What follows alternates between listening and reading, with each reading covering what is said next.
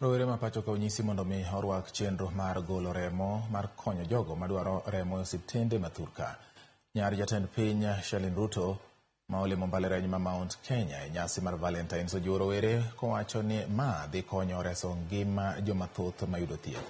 Omedo ni kwan joma dwaro remo ma imedo gi osiptende ni malo kopim kod remo manitiere bengi mar choko remo ma pacho ka mamiyo thoth jotuo wito ngimagi.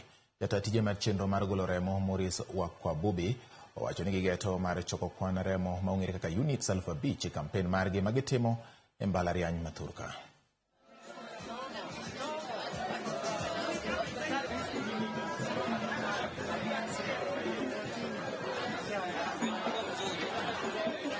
Hapa Mount Kenya University kuna wanafunzi 58,000. So hata kama nusu ama hata kwota watatoa, tutakuwa tumeenda mbele kidogo ku achieve target yetu ya 500,000 units of blood. Yes, so that's why universities.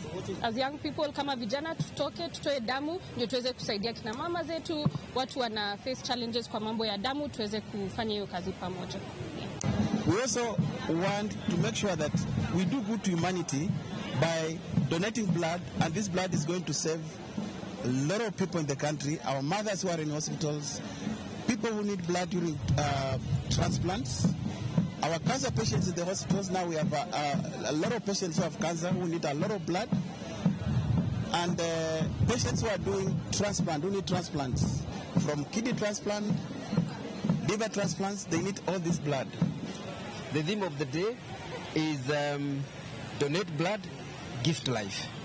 And I think that is something that should be enumerated. And I hope every other Valentine will coincide with blood donation. And I challenge the authority concerned, and I also thank the ambassador and her colleagues that we make this a national call. E okang' mopogore gi manitiere ga e nyasi